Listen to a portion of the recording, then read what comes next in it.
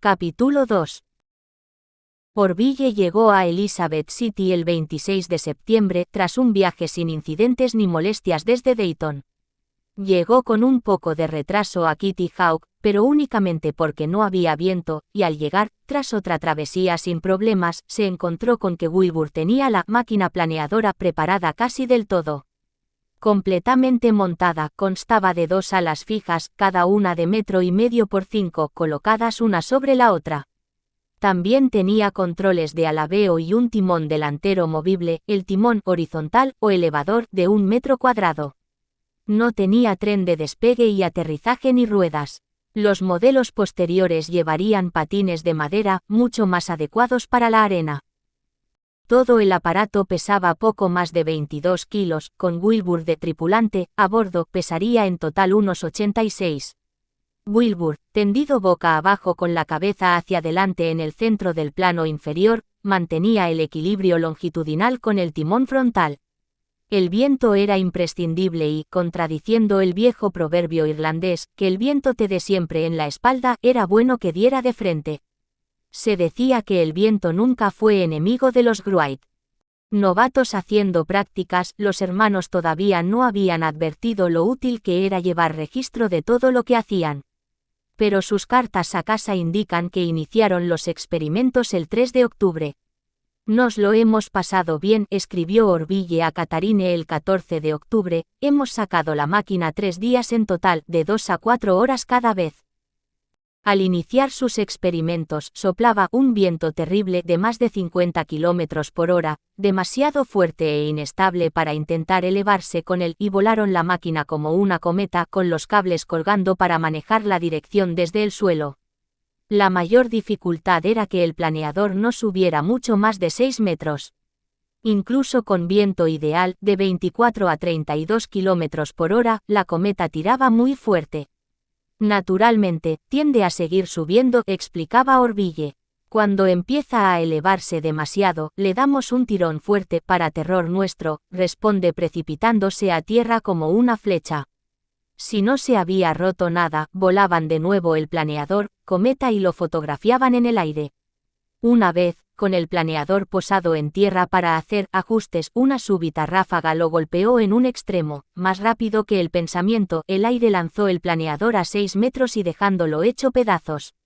Orville, que sujetaba el montante vertical de uno de los extremos posteriores, salió despedido y aterrizó desmadejado junto al aparato, asustado pero ileso. Después de fotografiar los restos, arrastraron todo de vuelta al campamento y se plantearon volver a casa, pero después de consultarlo con la almohada, decidieron que había esperanza. Les llevó 3 días reparar los daños. Entre los lugareños corrió la voz de lo que querían hacer, y cada vez más gente acudía a mirarlos desde una respetuosa distancia. Además, Bill Tate y varios jóvenes y adultos de la familia Tate les echaban una mano con mucho gusto cuando hacía falta.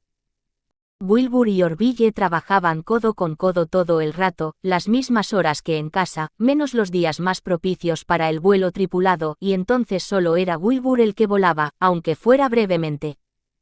Mientras Wilbur ocupaba el hueco del ala inferior, Orville y Bill Tate se situaban cada uno a un extremo de las alas. A la señal acordada, los 3 corrían por la arena cuesta abajo, directamente hacia el viento. Wilbur iba en su puesto a los controles en posición horizontal. Orville y Tate sujetaban las cuerdas de las alas para impedir que el planeador subiera demasiado. Acomodarse bien en su campamento les llevó bastante tiempo y esfuerzo. Habían dejado la casa de los Tate por la tienda de Wilbur, que era de buen tamaño y tenía espacio suficiente para meter allí también herramientas y provisiones. Todo era muy distinto de cuando estaban en casa, contaba Orville a Catharine. El emplazamiento de nuestra tienda era antaño un fértil valle cultivado por los antiguos pobladores de Kitty Hawk. De la arena sobresalen ramas podridas y no son poca cosa, son copas enteras de los antiguos árboles del valle. El mar y el viento, arrastrando millones de carretadas de arena, formaron las dunas que bordean la costa y sepultaron las casas y el bosque de otros tiempos. Salvo alguna vez que los Tate les invitaron a su mesa, se las arreglaban solos para comer y cocinar. El mar que les rodeaba brindaba abundancia de peces, se ven por docenas con solo mirar el agua, pero como los pescadores de Kitty Hawk llevaban su captura por toneladas a Baltimore y otras ciudades, los hermanos solo comían pescado si lo pescaban ellos. Es como en el norte, explicó Orville. Allá los carpinteros nunca acaban su casa, los pintores nunca la pintan, aquí el pescador nunca tiene pescado. Pusieron a prueba su autosuficiencia, vivían básicamente de huevos, tomates y bollitos calientes, aunque tenían que hacerlo sin leche, tan lastimeras eran las vacas de allí. Chinches, mosquitos y garrapatas del bosque eran lo único que prosperaba en Outer Banks, pensaba Orville. Wilbur añoraba mucho la mantequilla y el café, el maíz y el bacon. Pero a cambio, el paisaje desde la puerta de su tienda, y desde casi cualquier otro sitio, era espectacular. Anchas franjas de mar, dunas de arena y playa y un inmenso cielo allá arriba, sobrecogedor por la blanca enormidad de los cúmulos colosales como castillos perfilados contra el azul del fondo. La vista se perdía en la distancia, infinitos horizontes panorámicos partían de cualquier punto al que se mirara. Y estaba el viento eterno. No solo no ameinaba casi nunca, era la fuerza natural que había esculpido los bancos de arena y las grandes dunas de Kitty Hawk, la que había dado forma, y seguía dándola, a todo el panorama circundante. Lejos de casa, solos como nunca lo habían estado, los hermanos parecían sentir, también como nunca, la aventura de la vida.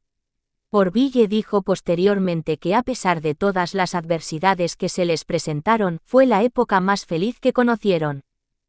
Aves en pleno vuelo, aves de todo tipo, cientos de ellas, llenaban el aire. Águilas, alcatraces blancos como la nieve, milanos, palomas, buitres negros, o zopilotes como los llamaban en Outer Banks con una envergadura de nada menos que 2 metros.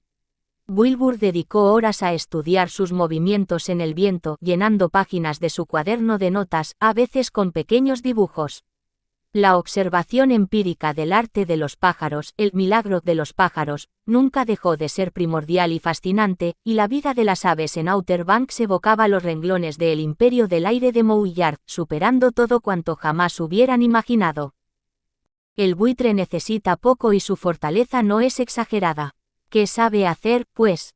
Sabe planear, flotar en el aire, con su aguda vista barre el terreno. Surca el viento sin esfuerzo, navega sin malgastar fuerzas, no acelera nunca, aprovecha el viento. Pero como aprovecha el viento, y nada más que el viento, un ave planeadora para surcar el aire y maniobrar y girar como desea. Los buitres eran maestros en el arte. El ángulo diedro de las alas, su forma en V poco pronunciada, era una ventaja solo si el aire estaba en calma, escribió Wilbur en su cuaderno de notas. El buitre vuela con las alas en ángulo diedro, por eso le resulta más difícil mantener la estabilidad ante fuertes vientos que al águila y al halcón que vuelan desplegando las alas a la altura del cuerpo. El milano es más rápido elevándose que el buitre, y su movimiento es más constante. Mantiene la estabilidad con menos esfuerzo. El milano planea mejor que el buitre, pero recurre más al aleteo porque quiere mayor velocidad. Los días húmedos son desfavorables para planear, salvo con viento fuerte. No hay ave que planee sin viento. Para mantener el equilibrio en su eje longitudinal, todas las aves planeadoras, pero especialmente el buitre, desplazan el centro de resistencia y no el de sustentación, escribió Wilbur. Cuando un buitre planea a 300 metros a sotavento del observador, la sección transversal de sus alas parece una raya fina mientras se aleja, pero si se acerca, las alas parecen más anchas. Eso indicaría que tiene las alas siempre hacia arriba, lo que parece contrario a la razón. Al planear, no parece que el ave alterne subidas y bajadas como se creía antes, sino que suben y bajan por las irregularidades o desajustes en su equilibrio longitudinal que producen las ráfagas de viento. Con viento flojo, parecen elevarse suavemente, sin altibajos. Para los lugareños, los dos hermanos de Ohio no podían ser más indescifrables. Uno de ellos, John T. Daniels, al que llamaban John T. para distinguirlo de su padre, dijo después, para nosotros todo apuntaba a que eran un par de chalados. Se pasaban las horas muertas en la playa mirando cómo las gaviotas volaban, planeaban, bajaban en picado. Los alcatraces, gigantescas aves marinas de 1,5 a 2 metros de envergadura, parecían interesarles especialmente. Observaban a los alcatraces e imitaban los movimientos de sus alas con brazos y manos. Sabían imitar todo lo que hacían los alcatraces con las alas, los tomábamos por locos, aunque nos admiraba ver cómo movían los brazos a uno y otro lado, y doblaban las articulaciones de codos y muñecas hacia arriba y hacia abajo, y a un lado y a otro como lo hacen los alcatraces. Aprender de las aves el secreto del vuelo, dijo Orville, era casi como aprender del mago sus trucos de magia. Para deleite de Catharine, le habló también de un ruiseñor muy manso que vivía en el único árbol que había junto a la tienda y cantaba todo el día sin parar. Las puestas de sol, le contó, eran las más hermosas que había visto jamás. La luz iluminaba las nubes tiñéndolas de todos los colores al atardecer y de noche las estrellas brillaban tanto que con la luz que daban podías leer la hora en el reloj. Ahora hacían fotos de casi todo, de la tienda, las vistas, la arena y el agua, incluso del ruiseñor en la copa del árbol. Pero, sobre todo, del planeador en movimiento. Muchas noches soplaba tanto viento que saltaban de la cama para que no se les echara la tienda encima. Salíamos a rastras para arreglar lo que fuera, medio cegados por la arena, escribió Orville. El viento levanta nubes de arena y las arrastra a ras de suelo. Pero no se quejaban, escogimos este lugar por el viento y la arena, y de ninguna las dos cosas nos falta. La noche que un estruendoso trueno anunció un fuerte viento de 70 kilómetros por hora, habitual en Kitty Hawk, no pegaron ojo. Además, pasaban frío, con 2 mantas cada uno, no hay noche que no estemos en un tris de congelarnos, contó Orville. Cuando el viento entra por arriba, me echo las mantas por encima de la cabeza. Cuando se quedan los pies helados, invierto el proceso. Como me paso así toda la noche, por la mañana ya casi no sé por dónde me andaba. Su sustento diario había sufrido otro bajón. En fin, durante un tiempo comemos bollos calientes y huevos y tomates, y luego huevos y también tomates. Justo ahora nos hemos quedado sin gasolina y sin café. Por eso, nada de bebidas calientes, ni pan ni galletas.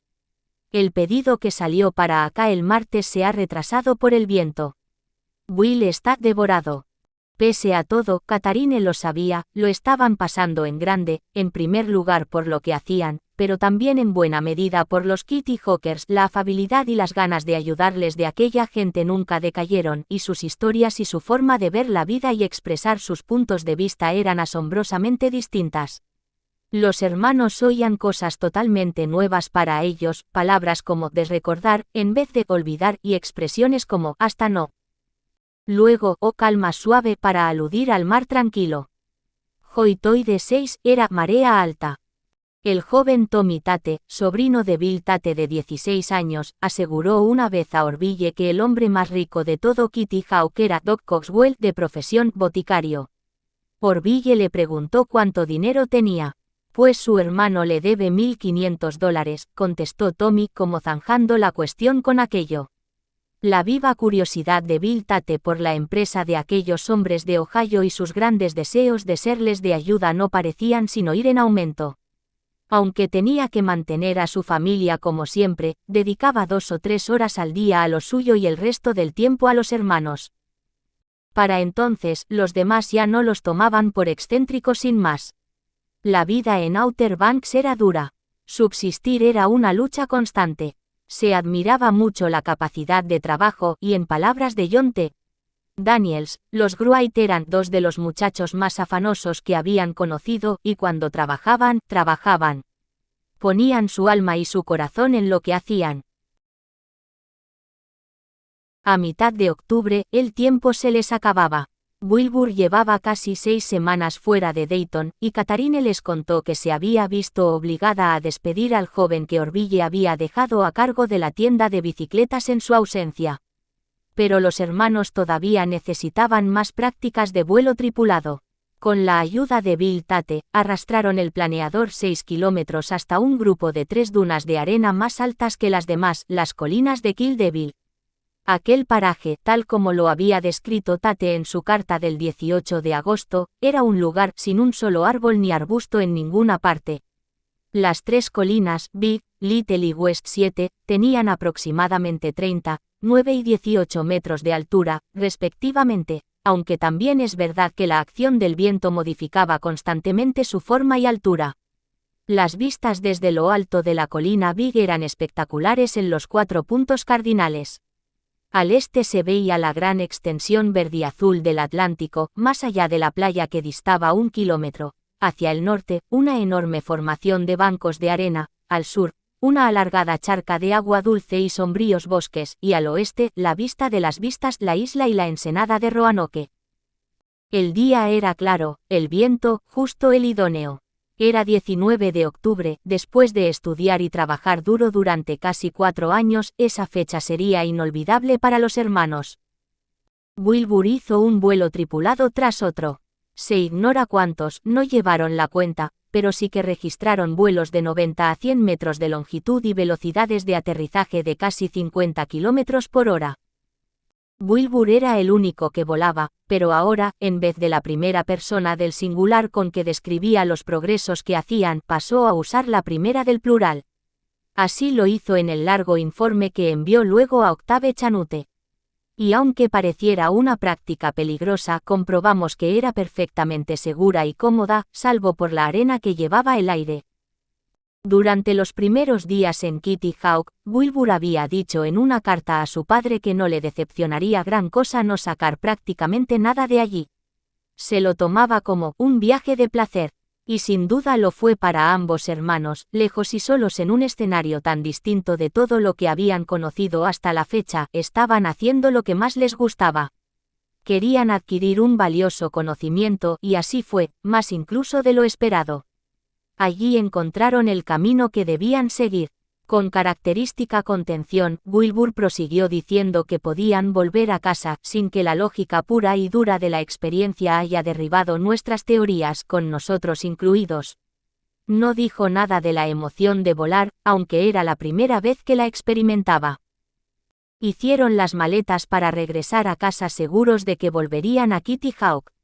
La máquina había cumplido su propósito de sobra y la dejaron atrás, dando permiso a Bill Tate para que aprovechara los materiales en lo que le pareciera, y fue Addie Tate quien confeccionó vestidos para sus 2 hijas con el satén todavía en buen uso de la cubierta del ala.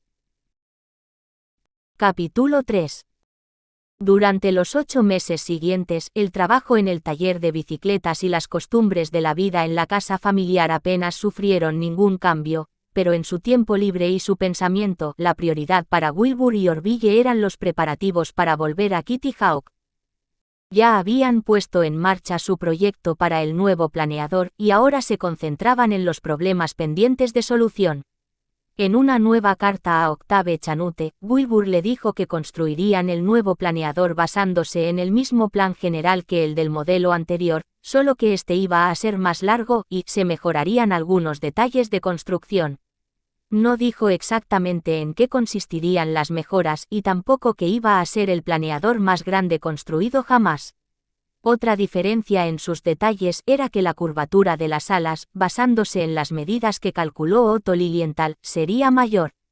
Cuando Chanute escribió diciendo que iba a pasar por Dayton dentro de poco y le gustaría hacerles una visita, Wilbur respondió que les complacía mucho la posibilidad de verlo, pero también explicó que, siendo primavera, el negocio de bicicletas reclamaba su atención de 12 a 14 horas al día. Los domingos, en cambio, los tenían totalmente libres. La visita de un hombre de la talla de Octave Chanute era un gran honor. No solo era una de las máximas autoridades mundiales en aviación, y en concreto en planeadores, sino también un ingeniero de fama mundial que había construido vías férreas y puentes de primer orden, entre ellos el de Kansas City, el primero sobre el río Missouri. Llegó al N-7 de Hawthorne Street el 26 de junio, era miércoles y no domingo, pero al parecer a nadie le importó. El obispo Wright, Wilbur, Orville y Catharine, todos lo recibieron en el porche cuando llegó y le hicieron pasar a comer en casa. A los 70 años, Chanute era bajo, robusto y atildado. Una persistente franja de pelo blanco adornaba sus sienes y lucía bigote y una fina perilla blanca. De modales afables, era no obstante muy hablador, y aunque que Catharine y la joven Carrie Kyler se habían esmerado en la cocina, anfitriones e invitado estaban tan absortos en el diálogo que pasaron por alto su esfuerzo. No se sabe el alcance ni el contenido de aquella conversación de sobremesa, pero sí que Chanute regaló a los hermanos un aparato portátil que daba mediciones precisas de la velocidad del viento, dato de gran interés que no habían podido registrar nunca, un anemómetro francés. A los pocos días de salir de Dayton, les escribió sugiriendo que 2 colaboradores suyos se les unieran en Kitty Hawk el verano siguiente. Exclusivamente por respeto, aunque no coincidieran al 100% con la filosofía de Chanute de que trabajar juntos y sin reservas siempre favorecía el progreso de la ciencia, los hermanos aceptaron la sugerencia. A mitad de junio tenían su nueva máquina tan avanzada que adelantaron la partida a primeros de julio, y se iban, y esto era importante, con la tranquilidad de que esta vez la tienda de bicicletas quedaría en buenas manos en su ausencia. Charles Taylor, Charlie, había nacido en una granja de Illinois y llegó a Dayton cuando tenía solo 20 y tantos años, en 1896 buscando trabajo de mecánico. Primero trabajó en un taller de maquinaria agrícola y enseguida abrió su propio taller mecánico. De vez en cuando ayudaba a los Wright, haciendo para ellos frenos de rueda libre y otras piezas de bicicleta. A diferencia de los hermanos solteros empedernidos, Charlie estaba casado y tenía 2 hijos. También se pasaba el día entero fumando puros, podía decirse que los encadenaba, pero trabajaba tanto como ellos y su destreza era extraordinaria. Cuando una tarde de aquel mes de junio paró a la entrada de la tienda de bicicletas solo para charlar, un momento, tal como les dijo, le preguntaron si le gustaría trabajar allí a tiempo completo. Me ofrecieron $18 a la semana, recordaba después. Era bastante. Además, los Wright me caían bien. Me figuro que Will y ORV me querían a cargo del negocio de bicicletas para ellos poder concentrarse en sus estudios y pruebas de vuelo. Y seguro que estaban contentos conmigo porque no buscaron a ningún otro durante 8 años. De toda la gente que entró a formar parte de la vida de los hermanos, pocos iban a serles tan útiles como Charlie Taylor. Y nadie desquiciaría más a su hermana Catharine. La noche del domingo 7 de julio de 1901, Wilbur y Orville salieron juntos en tren desde Dayton. Era su segunda expedición a Kitty Hawk, y durante las semanas siguientes iban a soportar unas condiciones que reducirían a simples minucias todo lo que habían sufrido en su anterior visita. Llegaron a Elizabeth City solo 1 hora después de haber pasado por allí el peor temporal recordado en la zona, con huracanes de 150 km por hora. Tuvieron que esperar 2 días hasta poder zarpar hacia Kitty Hawk. Allí pasaron la primera noche en casa de los Tate compartiendo la cama más incómoda en que ninguno de los dos había dormido nunca, y salieron hacia las colinas de Kill Devil. Una copiosa lluvia que duró todo el día empezó a caer mientras instalaban el campamento. El trabajo en esta nueva ubicación, donde no había ninguna fuente de agua dulce en 1,5 kilómetros a la redonda, consistió sobre todo en llevar una tubería de 3 a 3,5 metros bajo el suelo para hacerse un pozo. Fue Bill Tate quien les dijo cómo conseguir agua buena y obtuvo el permiso de los dueños de la tierra en las colinas de Kill Devil para instalarse allí. Dado el gran tamaño del nuevo planeador, necesitaban una cabaña o hangar también grande donde alojarlo. Orville describió con orgullo su construcción como una grandiosa estructura con marquesinas en ambos extremos, o mejor dicho, grandes puertas con las bisagras arriba, en el dintel que se batían para abrirla y mantenerla abierta. En poco tiempo, con los tablones de pino llegados de Elizabeth City, habían construido una caseta sólida y rectangular de 5 metros por 8, que muchos la habrían considerado un logro notable por sí solo, y la construyeron muy rápidamente. Cuando estaban a punto de empezar a trabajar con el planeador, fueron golpeados por una desgracia de una índole y escala tales como ninguna otra que hubieran vivido, o ni siquiera imaginado. Entre los veraneantes tradicionales en el cabo de Nags Head, ciertos visitantes se congregaban allí, conforme al saber popular, una vez cada 10 o 12 años para un ataque en masa, los infames mosquitos trompeteros de Outer Banks.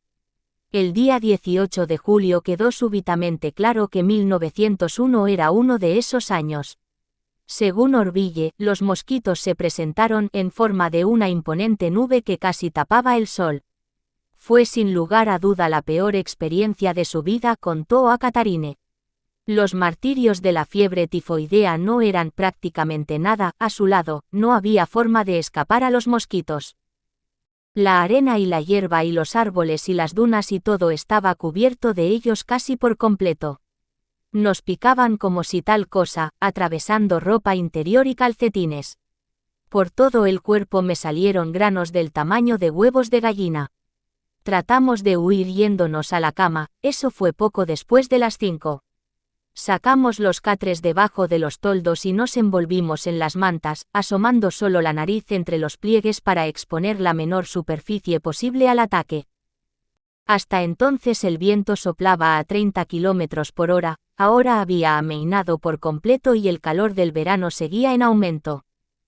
Las mantas eran insoportables, sudábamos a chorros, al destaparnos un poco, legiones de mosquitos caían en picado sobre nosotros. En vano dábamos bofetadas al aire desesperadamente para volver a retirarnos bajo las mantas. ¡Qué tormento! ¡Qué tormento! La mañana trajo poco alivio al sufrimiento. Al principio intentaron trabajar, pero tuvieron que desistir, tan implacable fue la embestida. Preparándose para la noche que se les venía encima, construyeron mosquiteras para los catres y las instalaron de 6 a 9 metros de la tienda, reptando para meterse bajo sus cortinas y luego bajo las mantas. No sirvió para nada. El martirio de aquella noche fue tan grande que Orville se juró que a la mañana siguiente se irían a casa. Sin embargo, por la mañana, recuperaron su determinación habitual. Los dichosos mosquitos habían disminuido apreciablemente y fueron disminuyendo aún más en los días que siguieron. Pero nunca olvidarían el tormento que habían conocido. Se dio el caso de que uno de los hombres que Octave Chanute había recomendado a los hermanos para sus experimentos llegó justo al empezar el ataque de los mosquitos y compartió el suplicio con ellos. Era Edward Huffaker, de Chuckey City, Tennessee, que había escrito el ensayo Smithsoniano on Soaring Flight sobre el planeo para el Instituto Smithsoniano. Actual protegido de Chanute, llevó consigo un planeador desmontado que él mismo diseñó y había construido con fondos de Chanute. Al principio, a Wilbur y Orville les pareció una buena incorporación. El segundo en unirse al grupo, George Alexander Spratt, era un joven de Coatesville, Pensilvania, con muy poca experiencia en lo que les ocupaba. Chanute había dicho que su formación médica podría serles útil en caso de accidente, pero hacía años que Spratt había dejado la facultad de medicina, arrinconando sus aspiraciones de ejercer de médico. Más o menos todo lo que tenía que ofrecer para justificar su presencia era que volar era el sueño de su vida, y eso era totalmente cierto. Él llegó en los últimos días del asedio de los mosquitos. El hangar, taller de las colinas de Kill Devil ahora tenía que alojar a 4. Jefe de fogones, Orville dispuso la cocina en un rincón con una estufa de gasolina que fabricó con una lata de metal, y estantes llenos de conservas y condimentos, levadura Army Hammer para hacer bollos, café Chase y Sanborn, tomates preparados por ellos mismos, ciruelas pasas Gold Dust Green Gas. Los alimentos frescos como mantequilla, huevos, bacon y melón, había que acarrearlos desde Kitty Hawk. Huffaker expresó su admiración por la facilidad mecánica de los hermanos, pero a ellos iba a parecerles cada vez más fastidioso, haragán e indolente, sobre todo a la hora de fregar los platos y atender otras necesidades cotidianas. También era propenso a usar los efectos personales ajenos sin molestarse en pedir permiso. Lo más cargante para los hijos del obispo Gruait era oír a Huffaker divagar todo el día sobre la construcción del carácter, según él, esa era la gran meta de la vida y no el trabajo, como otros pensaban. Cuanto más sabían del planeador que había diseñado y quería probar pero nunca probaba, menos en serio se lo tomaban. Spratt, en cambio, les ayudaba de 1000 maneras y era una excelente compañía.